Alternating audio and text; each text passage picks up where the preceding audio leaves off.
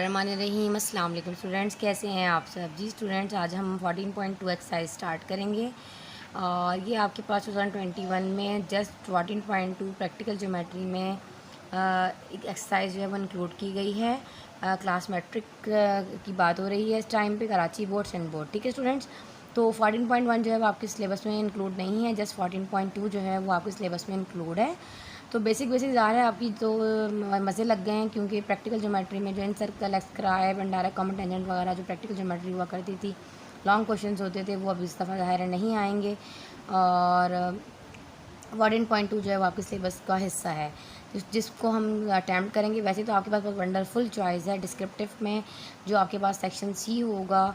अगर आप लोग चाहें तो उसमें जस्ट आप थ्योरम्स अटैम्प्ट कर लें अपने। फर्स्ट आपका कंपलसरी होगा, जो करना ही करना है। उसके अलावा एक क्वेश्चन और अटैम्प्ट करना है, या फैक्टराइजेशन को आप अगर आपकी बहुत अच्छी है तो आप उसको कर लीजिए, नहीं तो आप सेकंड थ्योरम जो है वो आपके पास वंडरफुल चॉइस मौजूद है, तो 14.2 को आप स्किप कर सकते हैं। ये सजेशन है मेरा, लेकिन मैं फिर भी ये करवा देती हूँ। बाज़ दफ़ा ऐसा होता है कि बच्चे थ्योरम में प्रॉब्लम होती है, भूल जाते हैं, तो उनके पास एक चॉइस होनी चाहिए। तो 14.2 बेसिकली बहुत आसान है, जब आप 6-7 से करते हुए आ रहे हैं, जैसे जैसे करना है।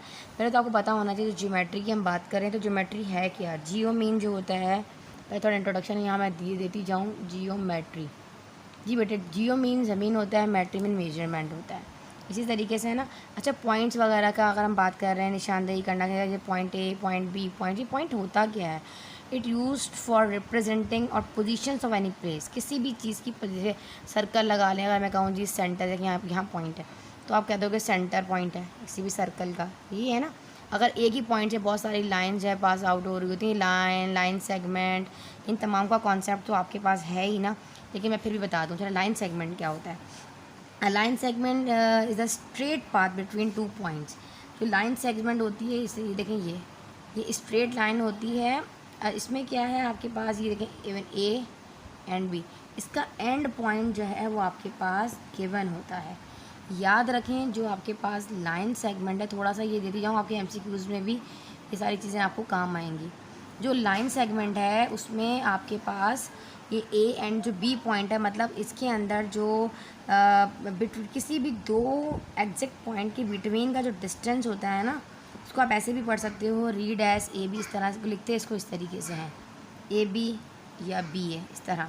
ठीक है स्टूडेंट्स, और आपने ये याद रखना है कि जो लाइन सेगमेंट होता है उसका एंड पॉइंट जो है वो आपके पास गिवन होता है। किसी भी दो एंड पॉइंट जिनका गिवन होगा वही लाइन सेगमेंट होती है। ठीक है, इसको इस तरीके से लिखा जाता है, इस तरह इसके ऊपर स्लैश स्टार लाइन से डाल दी जाती है। अच्छा, लाइन क्या होती है? अगर हम सिंपल लाइन की बात कर लें कि लाइन क्या होती है, लाइन को आप किस तरह लिखते हो, तो जो आपके पास लाइन है, अगर आप इसकी डेफिनेशन की तरफ आते हो, तो लाइन जो है, a line consist of a set of infinite points. A line has no end point. एक लाइन जो होती है उसका कोई भी एंड पॉइंट जो है वो नहीं होता। जैसे ये ए है और ये बी इनफाइनाइट होती है, इस तरह एरो का निशान होता है ना, इस तरह। ठीक है, जैसे आप उसको डॉटेड लाइन के अंदर भी जो है आप इस तरह रिप्रेजेंट करते हैं। जो डॉटेड लाइन है ना, इस तरीके से आप उसको रिप्रेजेंट करते हैं, ऐसे डॉट डाल देती हूँ इस तरह, ताकि आप लोगों को तो थोड़ा सा फ़र्क होना चाहिए ना लाइन में और लाइन सेगमेंट में। ठीक है स्टूडेंट्स, तो ये आपके पास जो है इसका एंड पॉइंट गिवन नहीं होता, तो आप इसको किस तरह लिखते हो, उसको रिप्रेजेंट करने का तरीका ये होता है। अगर आप ज़ाहिर कंस्ट्रक्शन लिखोगे तो ये सारी बातें आपको पता होनी चाहिए बेटे। तो इस तरीके दोनों तरफ जो एरो होता है, ये लाइन का होता है, इसको लाइन पढ़ा जाएगा। या draw a line, draw a रे होगा तो आप इस तरह पढ़ा जाएगा। ठीक है, अब तो बाज़ दफ़ा आप ना भी पूरा लिखो रे, तो आप ड्रॉ बी है तो इसका इट मीन्स कि लाइन सेगमेंट है। अब इस तरह दोनों के ऊपर इस तरह एरो आ रहा है, तो आपके पास यहाँ पर नो एंड पॉइंट है। आप समझ जाओगे कि ये लाइन को रिप्रेजेंट कर रहा है। वी रिटन एज रे ए बी लाइन सेगमेंट। ठीक है, अच्छा जी, ये चीज़ समझ आ गई आपको। मेन जो बेसिक चीज़ें तो आपको पता होनी चाहिए। लाइन सेगमेंट समझ आ गया। अच्छा, इसमें कोप्लेनर वगैरह लाइंस वगैरह का भी है। वैसे कोप्लेनर लाइंस क्या होती हैं? नॉन कोप्लेनर, 3 या 3 से ज़्यादा पॉइंट जब एक ही लाइन पर जो है वो लाई कर रहे होते हैं तो वो कोप्लेनर होता है। मतलब 3 या 3 से ज़्यादा पॉइंट जो है वो एक ही लाइन पर हों। जैसे मैं अगर इसको बना दूँगी, एक फॉर एग्जांपल एक लाइन की बात कर रहा है ना, मैं लाइन ले लेती हूँ, ये देखें, ऐसे को ये एमसीक्यूज़ में आ सकता है। देखें, अब लाइन मैंने आपको क्या बताया कि ये इनफाइनाइट होती है और उसके ऊपर 3 या 3 से ज़्यादा जो पॉइंट्स हैं वो एक ही लाइन के ऊपर जो है वो लाई कर रहे हो। जैसे this one is A, this one is B, C, ज़्यादा भी हो सकते हैं। ठीक है, इससे ज़्यादा भी हो, तो ऐसी लाइन जो होती है वो को प्लेनर लाइन कहलाती है। ठीक है, तो नॉन कोप्लेनर पॉइंट्स क्या होते हैं? नॉन कोप्लेनर्स वो होते हैं, जैसे देखो इसमें नॉन कोप्लेनर की अगर मैं बात करूँ तो जैसे ये देखें, ये आपके पास तो पहले तो पॉइंट्स आ गए। अब इसमें क्या होता है कि आपके पास जो है जैसे A, this one is A, this one is B और सी आपका किसी और जगह जो है वो पॉइंट लाई कर रहा होगा, तो ऐसी लाइन जो होगी वो नॉन कोलिनियर पॉइंट भी कह सकते हैं, कोप्लेनर कह दिया सॉरी, कोलिनियर पॉइंट। ठीक है, नॉन कोलिनियर ऐसी पॉइंट जो होगी जिसके अंदर जो है वो सी पॉइंट वो कहीं और लाई कर रहा होगा। जबकि अगर एक ही लाइन के ऊपर जो है वो 3 या 3 से ज़्यादा पॉइंट लाई कर रहे होंगे तो ऐसी लाइन को हम क्या कहेंगे? कोलिनियर पॉइंट कहेंगे, ऐसी लाइन। ठीक है, ऐसे पॉइंट को कोलिनियर पॉइंट कहेंगे। अच्छा, एक्यूट एंगल, राइट एंगल और ये सारी चीज़ें तो आपको पता है ना, लेस देन 45 होता है, लेस देन 90 होता है तो वो एक्यूट एंगल होता है, एग्जैक्ट जो है वो 90 डिग्री होता है। तो मैं यहाँ बता दूँ, छोटी छोटी चीज़ें भी बता ही देती हूँ। जैसे आपके पास एक्यूट एंगल है, ठीक है, अब एक्यूट एंगल जो होता है बेटे वो लेस देन आपके पास क्या होता है? 90 डिग्री से लेस देन जो होता है वो आपके पास एक्यूट एंगल होता है। तो आप इसको किस तरीके से रिप्रेजेंट कर सकते हो? आप इसको इस तरह भी लिख सकते हो ना कि 0 और लेस देन 90, इसी तरह है ना, 0 से बड़ा होगा और 90 से छोटा होगा, ऐसा एंगल जो है वो एक्यूट एंगल होता है। एग्जैक्ट 90, राइट एंगल जो होता है वो एग्जैक्ट 90 होता है ना, एग्जैक्ट 90 डिग्री जो है वो राइट एंगल होगा। अगर आप ऑब्ट्यूज़ की बात कर लेते हो तो जो आपका ऑब्ट्यूज़ एंगल होगा वो आपके पास जो है वो 90 से अबव होता है ना, ऑब्ट्यूज़ एंगल। तो सेम एज इट इज़ इसमें अगर इसी कंडीशन को अगर मैं इस तरह लिखूँ तो हम कह सकते हैं कि 90 से बड़ा होना चाहिए और 180 से जो है वो छोटा होना चाहिए। तो ये मैंने गलत लगा दिया, इस तरह 90 से वो बड़ा होना चाहिए और 180 से छोटा होना चाहिए एंगल। तो ऐसा एंगल जो है वो ऑब्ट्यूज़ एंगल होगा। और स्ट्रेट लाइन जो होती है आपके पास तो वो तो आपको पता ही है। ठीक है, स्ट्रेट एंगल लाइन जो है इस तरह 180 का डिग्री बना रही होती है ना, ये 180 डिग्री, ये स्ट्रेट एंगल होता है 180 का। और 360 हो तो पूरा आ जाता है। ठीक है ना, ये सारी चीज़ें खैर बेसिक है, इसमें मैं एक अलग वीडियो बनाऊंगी। इससे सारी बातें यहाँ समझाने लगी तो हमारा सवाल इधर ही रह जाएगा। तो बढ़ते हैं आगे। तो मेरा कंक्लूजन क्या निकला? अगर हमारे पास 2 एंड पॉइंट इस तरीके से अगर ए बी पर लगा है तो आप इसको किस तरह रीड करोगे? आप कहोगे ये लाइन सेगमेंट है। और अगर इस तरीके से एक एरो लगा हुआ है तो आप इसको क्या कहोगे? ये रे है। This one is line segment, ठीक है, दिस वन इज़ रे। और अगर आपके पास ए बी और दोनों तरफ एंड पॉइंट्स मौजूद हैं, इस तरह एरो लगा हुआ है, तो ये आपके पास जो है वो लाइन का एंड पॉइंट नहीं होता। ये तो चीज़ समझ आ गई। अब बढ़ते हैं आगे। अब कह रहा है कि एक ट्राइंगल हमें फॉर्म करना है P Q R such that उसमें जो पी आर आपके पास लाइन सेगमेंट गिवन है वो 5 सेंटीमीटर है और मेजर एंगल क्यू आर जो आपके पास लाइन सेगमेंट है क्यू आर 4.5 सेंटीमीटर जो है वो गिवन है, मतलब एंड पॉइंट गिवन है। और मेजर एंगल क्यू पर आपने एंगल बनाना है 65 डिग्री का। तो बड़ा आसान है, चलिए जी स्टार्ट करते हैं। अच्छा बेटा, फर्स्ट देख लीजिए, अब हमने एक ट्राइंगल फॉर्म करना है, अपने दिमाग में बना लें यहाँ पर पहले रफ वर्क में कि आपने ऐसा ट्राइंगल फॉर्म करना है जो कि पी क्यू और आर होगा, मतलब पी क्यू और आर है। इतनी चीज़ तो आपको पता है ना। अब इन्होंने दिया क्या है?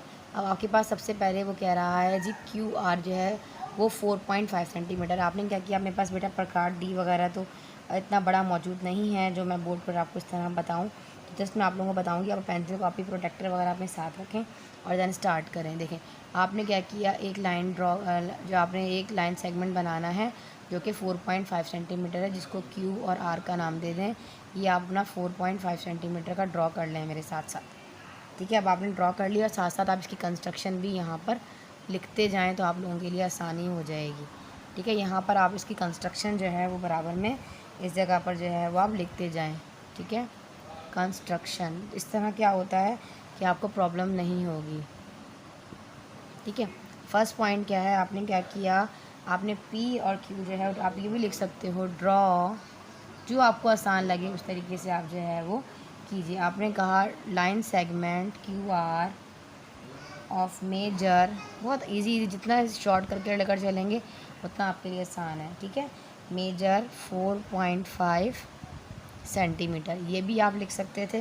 और इसकी जगह पे आप लिख सकते थे draw a line segment P Q of measure 4.5 centimetre, ये भी लिख सकते थे। ठीक है, draw Q R of measure 4.5 centimetre लिखो या ड्रॉ लाइन सेगमेंट, एक ही बात है। ठीक है, मैं पूरा लिख कर ये जिस तरह लाइन डाल दोगे तो एग्जामिनर को समझ जाएगा कि ये लाइन सेगमेंट है। अब आपको भी पता होना चाहिए इसको लाइन सेगमेंट जो है वो रीड किया जाएगा। ठीक है, 4.5 सेंटीमीटर जो है हमने इसको ड्रॉ कर दिया।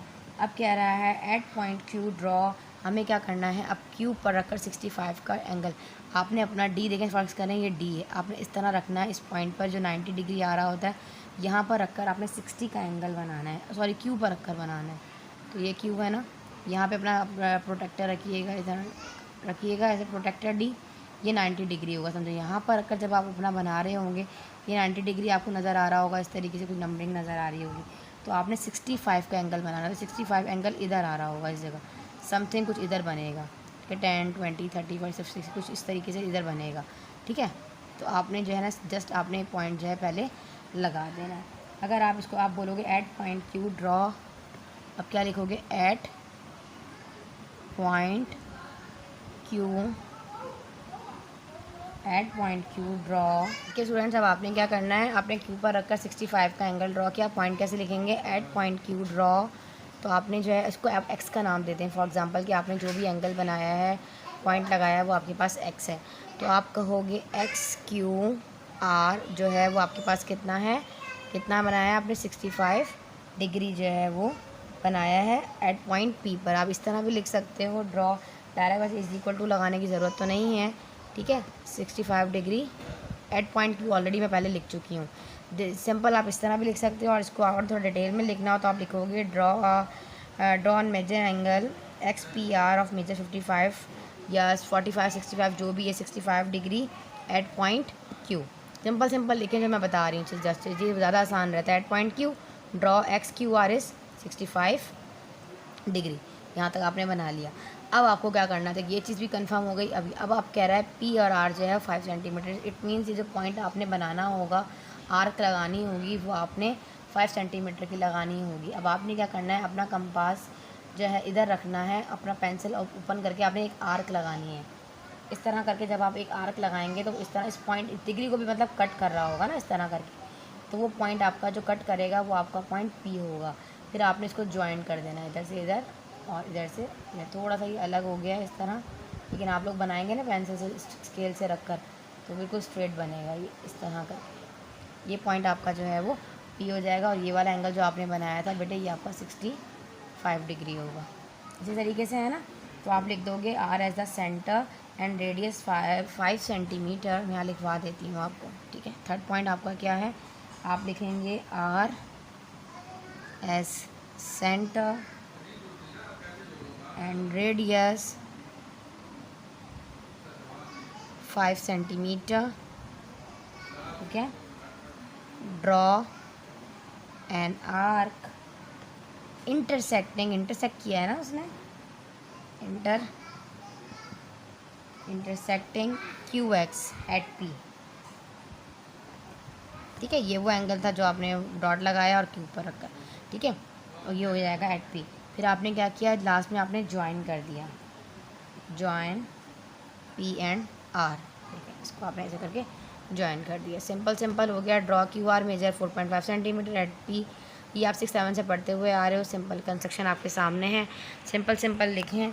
आगे भी लिख सकते हो। अगर लास्ट वाला जो है, जब आप मज़े की बात है कि आप इस तरह लिख सकते हो, triangle P Q R is required triangle, जो उन्होंने हमसे मांगा था, रिक्वायर्ड ट्राई एंगल। ठीक है स्टूडेंट्स, जी स्टूडेंट्स, यहाँ मैंने क्वेश्चन नंबर 1 आप लोगों के साथ सॉल्व कर दिया। अब क्वेश्चन नंबर 2 जस्ट मैं आप लोगों को कि कंस्ट्रक्शन इस तरह समझाऊंगी नहीं, जस्ट साथ साथ लिखती जाऊंगी। जस्ट आपने क्या करना है, उसको कॉपी करना है, और जो है बाकी ये मैं आपको समझा दूंगी आपने किस तरह रख कर करना है। कंस्ट्रक्शन में लिख दूँगी, इस तरह ज़्यादा वीडियो लेंथी हो जाती है और आप लोगों को भी प्रॉब्लम होता है फिर। ठीक है, तो जस्ट मैं यहाँ पर जो है इसकी डायग्राम आप लोगों को समझाऊंगी और कंस्ट्रक्शन साथ में कॉपी कर दूँगी ताकि आप इजीली उसको यहाँ से नोट डाउन कर लें। जज़ाकल्लाह। क्वेश्चन नंबर 2 देख लीजिए। आपके पास पी आर जो लाइन सेगमेंट 8 सेंटीमीटर गिवन है और क्यू आर 6 सेंटीमीटर है, सॉरी, और मेजर एंगल पी जो है, पी पर जो है 70 का आपने एंगल बनाना है। अब आप देख रहे हैं, अब आपको जो भी चीज़ गिवन होगी इसके अकॉर्डिंग पहले डेटा आपने सेम एज इट इज़ जो लिखा होगा वो आपने उतार लिया। रिक्वायर्ड क्या कह रहा है, construct triangle P Q R according to the given data पे हमने एक ट्राइंगल फॉर्म करना है। स्टेप्स ऑफ कंस्ट्रक्शन, फर्स्ट हमने क्या किया, P Q of measure 8 centimetre एक लाइन सेगमेंट ड्रॉ किया जो कि 8 सेंटीमीटर था। एट पॉइंट पी ड्रॉ जो आपने अपना डी लिया उसकी हम हेल्प से आपने 70 डिग्री जो है वो आपने पर एक डॉट डाला, फॉर एग्ज़ाम्पल आपका इधर आ रहा है, फॉर एग्ज़ाम्पल आपने 70 डिग्री जो है उस पर जो है आपने अपने एक्स का नाम दे दिया उसको। फिर आपने क्या करना है जो है, फिर आपने क्या किया, R as a centre and radius 6 centimetre, draw an arc which does not exist P X. फिर हमने आर पर रखा 6 सेंटीमीटर का स्केल की हेल्प से आपने कंपास अपना ओपन करना है। ओपन करके जब आप यहाँ से यहाँ तक आर्क लगाओगे तो वो आर्क नहीं लग रही होगी। इट मीन्स कि आपका जो ट्राइंगल है वो इंटरसेक्ट नहीं कर रहा, वो लाइन इंटरसेक्ट नहीं कर रही होगी। तो P Q are can not be constructed as per given data. देखें इस तरीके से, तो आप इस तरह करके इसकी कंस्ट्रक्शन को लिखोगे, इसको नोट डाउन कर लीजिए। फिर सेकेंड मैं आपको क्वेश्चन नंबर 3 इसका बताऊँ।